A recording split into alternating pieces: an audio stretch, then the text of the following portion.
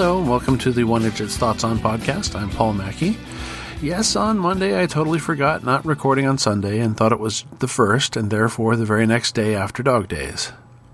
I had today mostly off, just one hour-long meeting in the local park where my station is having a 60th anniversary celebration in a couple of weeks. I gather this will wind up being one last supplemental sample of the podcast before the Dog Days master feed goes quiet until Advent, so I'm going to jump into the Rockford Files Season One, Episode 18, Say Goodbye to Jennifer, originally aired February 7th of 1975.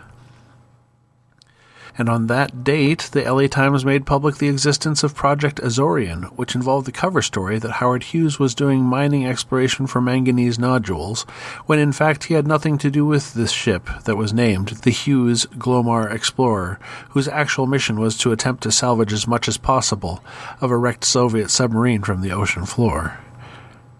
Also on that date, Limp Bizkit guitarist Wes Borland was born. For the week of February 5th, the number one film at the box office had a scene that was shot at the Mayfair Music Hall, where I noted a scene in the pilot of the Rockford Files. That movie is Young Frankenstein. In music, the number one in the U.S. was Fire by the Ohio Players, and in the U.K., January by Pilot was number one for a second week in a row. The brief summary. These summaries are getting a bit longer. I went back and looked at the first couple of episodes scripts and realized that it was about 2 or 3 sentences each. But I think this is going pretty well, don't you? Brief summary. We start off the episode in a first-person shooter 1975 style. A guy begs for time to explain, but gets bloodlessly shot right before our eyes.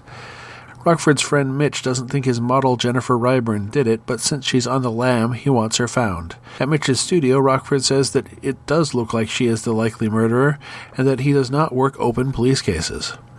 Then we get some car crash footage and somewhat macabrely get the title, Say Goodbye to Jennifer, superimposed over burning car wreckage. In the next scene, a dentist, Dr. Stewart, says he can't conclusively determine anything about a badly burned woman tonight, and says he could bring the relevant charts in the morning. Mitch tells Rockford he saw Jennifer in Seattle, but Rockford says all the papers reported on her death. Mitch wants Rockford to fly to Seattle, but he pushes back. Finally, he agrees to check into the coroner's findings on identifying the body. Becker looks at the coroner's dental chart and the chart that Dr. Stewart provided and reports back to Rockford. The dentist counted 32 teeth, 4 fillings, 1 gold crown, and capped front teeth. Jim tells this to Mitch, but he is unconvinced. Based on a letter from a law firm, Jim goes to a meeting with potential client that turns out to be Carl Burrell, mobster, and he wants to know if Jennifer is alive since Rockford seems to be working for someone who believes that to be true. Burrell considered Ricky, the shooting victim, to be family. Rockford gives Burrell a bogus name for a client. Rockford tells Mitch he's going to Seattle, at least to get the heat off his tail, and cautions Mitch there's a new player, calls him the Godfather, and says that Mitch should lay low. Mitch goes to Jim's trailer anyway to give photos modified to match what he thinks Jennifer looks like now. Jim reluctantly agrees to look for Jennifer while hiding out in Seattle and agrees to check in with Mitch before departure. The next morning, Mitch doesn't answer that call, and Rockford finds him in his studio, beaten to death. Dining with Becker, Jim gets a call from Dr. Stewart, under pretense of his bridge work needing attention, and agrees to meet later that evening.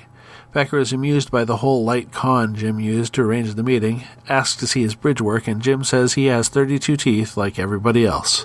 But this makes him pause.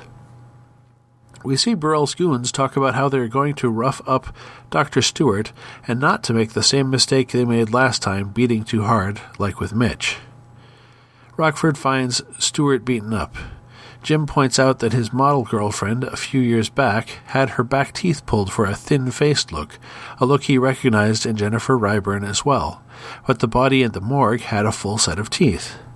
Dr. Stewart says he was a friend of Jennifer's from when she first came to town, and that she was terrified after Ricky Ponce's shooting and said she had to disappear, and if he ever saw a chance to help her fake her death, he should do it. So he went to the morgue that night to take notes on that body's teeth and then make a chart in Jennifer's name the next morning to match what he saw. Jim goes to Seattle and works with the local PI to locate her there. They determined that she banks at the bank in the building where Mitch thought he saw her, so Rockford waits until the 15th of the month, typical payday, and sure enough, spots her there. He follows her to her home, then introduces himself as an old war buddy of Mitch who sent him to find her. She said Burrell shot Ricky and almost shot her. Jim says he has to take her back to L.A. He can get her protective custody so she can testify about seeing the murder. He's bluffing, and when he claims to be chartering a plane ride for them, he instead dials the number for the time. When he approaches her in her room, she shoots him in the leg and runs. He swiftly dresses the wound, then follows. There's a car chase, and he runs her off the road. She keeps shooting at him, and as he counts down the revolver 6 shots, the police arrive. Becker helps Jim pack up Mitch's studio. It seems for putting away Jennifer, Burrell, and his goons, Becker will be up for a commendation. Becker leaves, and Jim stays to watch the film of him and Mitch from Korea. This is Jim Rockford. At the tone, leave your name and message. I'll get back to you. This is Mrs. Lindis. 3 times this month I come to clean, and it always looks like people been fighting in there. Furniture broke, things tipped over. I'm sorry, but I quit. Who is? I definitely thought I'd seen several of the character actors in this episode before, but when I looked at IMDb, I couldn't definitively place all of them. Ken Swafford played Floyd the Seattle PI and is in tons of movies and TV shows, but none that stood up for me. He's coming up 4 more times in different roles on Rockford, so perhaps I'll profile him at another time. Regis Cordic as the dentist looked very familiar, but he's been in fewer titles, and again, nothing that made me say, oh, that guy. Pamela Hensley playing Jennifer I definitely remember from watching Matt Houston, and finally Len Lesser I already mentioned in episode 3 of Whiz Kids playing the unfortunately named Arab. In this episode he's one of the heavies who roughs up the dentist. Hector Elizondo is an actor who I recognized by his distinctive voice before seeing anything and verifying who I heard, much like M. Emmett Walsh a couple of episodes back. He attended City College of New York intending to become a history teacher, but stopped attending to focus on fatherhood. In the early 60s, he studied ballet at Carnegie Hall and acting at the Stella Adler Theater Studio. He received an Obie Award playing God in the off-Broadway show Steam Bath, and got his big break in film as one of the 4 hijackers in The Taking of Pelham 1, 2, 3. In the 80s, he met Gary Marshall, and they became great friends. Elizondo had roles in every farm Marshall directed, from 1982's Young Doctors in Love to 2016's Mother's Day, and memorably played the hotel manager in Pretty Woman. He appeared in both Princess Diaries films and on Chicago Hope and Monk on television. He performed in 194 episodes of Last Man Standing and voiced Romar Adel in Star Wars The Bad Batch in 2023. Oops. In a fairly plot-relevant statement, Rockford says he has 32 teeth like everybody else, but back in the episode The Kirchhoff Case, he had one knocked out by the bad guys. Writer's continuity was probably not a high priority, and I bet they didn't compile a show Bible until it looked certain they were getting a second season. Totally 70s. Jim calls the local Seattle number for the time. Automated phone call clocks were commonplace back in the day. The service initially was invented in Paris in 1933, and various versions were initiated around the world over the course of the 1930s. In some places, it eventually became time and temperature, even with an occasional brief weather report. With the general availability of phones and other devices with built-in clocks, the service is mostly discontinued, though you still can at least dial the United States Naval Observatory in Washington, D.C. for times in Eastern Time Zone and UTC, that number being 202-762-1401. Artifactoids. The Rockford Files Filming Locations blog points out that the Michelli studio exterior shot is a building on Sunset Boulevard, and when I looked it up, it appears the building was originally built in 1935 and was later used on Charlie's Angels and in the film Scarface. Google Maps Street View in 2022 shows it vacant and for lease. Meanwhile, Robert Young has 3 stars on the Hollywood Walk of Fame, but his film star seen in the episode is at 6933 Hollywood Boulevard, and across the street where James Garner and Hector Elizondo were walking can clearly be seen the Hollywood Roosevelt Hotel.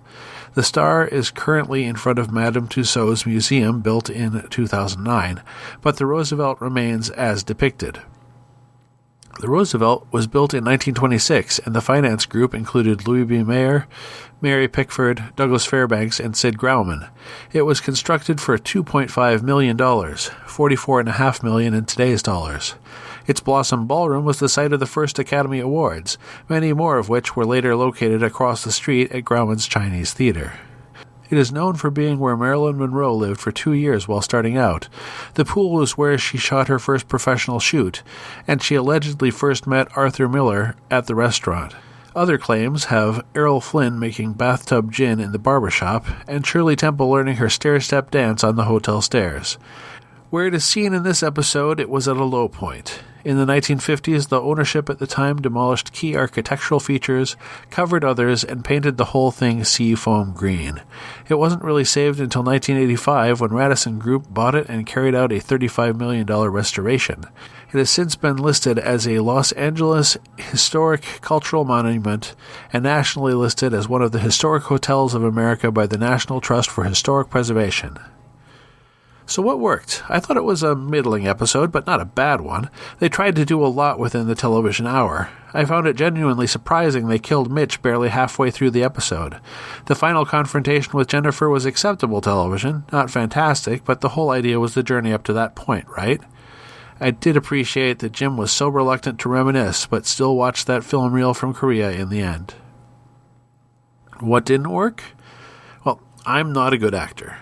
I'm sure Vince Cannon, on the whole, was a much better actor than I'll ever be, but the opening shot of this episode wasn't all that great.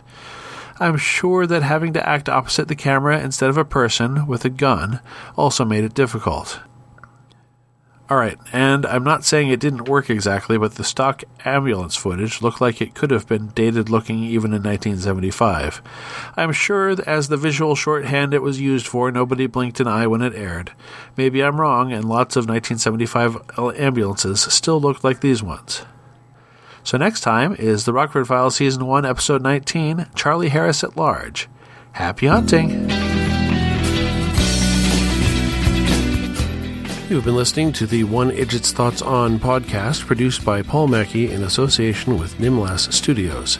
Any short clips of audio from shows is included under fair use for commentary purposes, and copyright for that content remains with its original copyright holders. The theme song is Too Good by Jack Mangan and is used by his generous permission.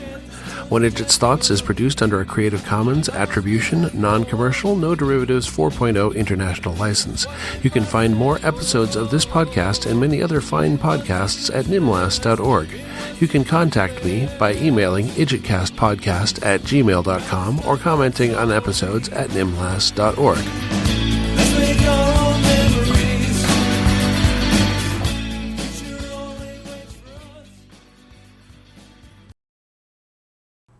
So Rocky's $10 cab fare in 1975 would be a $58 cab fare today.